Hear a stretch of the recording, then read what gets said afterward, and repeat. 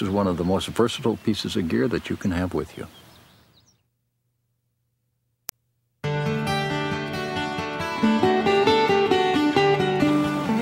Hey, Dick.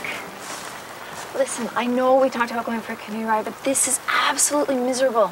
And I'd rather, if you have time, we could quickly go over some knots that you think are effective. I'd love to. Okay, let's do that. All right, first knot, figure 8 is what it's called, and you can see why as I tie the knot, because as I do it, it forms a figure 8. Right. Very quick, easy to tie, holds very well, and a strong knot. Great. All right, now, when I'm using my cup out in the canoe, I don't want to lose it in the water.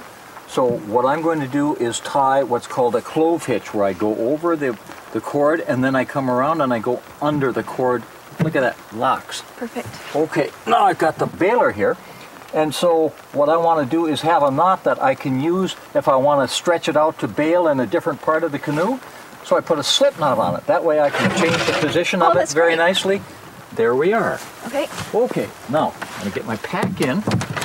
And for tying my pack in, I'm going to use a surgeon's knot because it's a very, very secure knot. And here it starts out like a square knot, but I take one more turn. Notice how that locks. This is the same, by the way, that's called a surgeon's knot, because this is what a surgeon uses to tie the cord as he's sewing you up. Great. Now, we would like to have a knot which slides and locks. I've used a clove hitch down there to anchor this. Now I'm going to take this around to this tree. Okay. And I'm going to go around once like an overhand knot, but then I come around one more time right on top of that. Then I take it through on the outside. Now I have a knot which when I cinch it up, it stays in place, or if I release it, it stays in place. Okay. Pretty neat, eh? Well, hey, you know what? You seem to know what you're talking about. I want to know what I'm talking about, so I'm going to go practice my knots. Let's okay? do it. All right. How's this?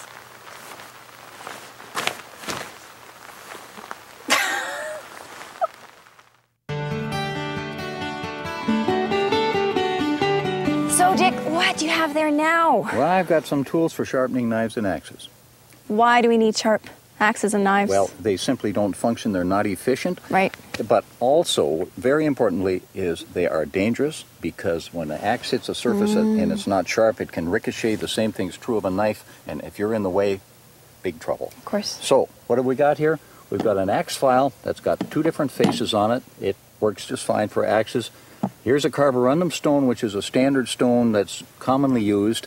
This is an axe stone, which is used in a circular fashion with an axe, and then we move from the Stone Age into the Diamond Age, and we've got tools that are really amazing and that we can put to use right now. Great, let's go. Okay. Well, Laura, let's just see how this sharpening business is done. Okay. I've got this big stone here, which is the kind that you would have in your base camp or at home. And with that, I'm going to take a knife such as you would have along for doing fish or that sort of thing. A few drops of water on here out of my drinking cup, and some strokes like this. You can hear this. You can hear the action of the diamonds on there. Yeah. You hear that sound? Okay, that's all the strokes it takes. I'll wipe it off. We have a sharp edge. Why don't you give it a try? Really? Awesome, thanks. Oh! Dick! That's incredible. Yeah. Wow. It is. Right. Do you want this back? Now, what we need to do is sharpen the most common knife that campers carry, which is a Swiss knife, as you know. And so I'm going to apply the same kind of technique here, only I'm holding the knife blade still and stroking the knife blade. Then I turn it over, and I'm always stroking into the edge, you notice. And I turn it over, and one more time there. Wipe it off. It's ready to go. Okay? Now, how do we do an axe? Same basic principle. And here now I'm going to do the same kind of stroking action as I did before. Into the edge like this.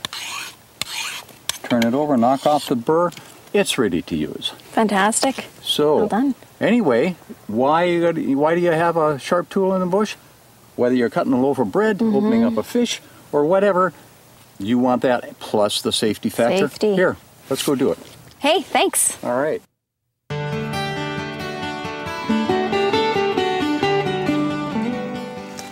Laura, I'm going to show you how to make a one-match fire. What's that? Well, a one-match fire is probably the single most important wilderness skill you're going to learn, because with that fire, you get heat, light, warmth, something to cook on, something to signal with, something to keep you happy even. Right. Okay. I'd like you to show me how to do that. All right. Okay, 3 stages in the building of a fire. First, we have to collect the right material. This will include twigs, pitch, and kindling. Then we have to build it. And we do that going from small to large, starting with small twigs at the bottom that have pitch attached to them. This is so we have them loose, lots of air, then we going to larger material from that point on. Then we need to light it, strike the match. The match can be done on the thumbnail.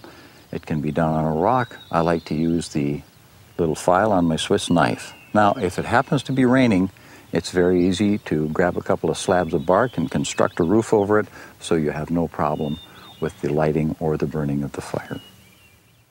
So I'm sure we all can see Dick has made a wonderful fire. And I'd have to say that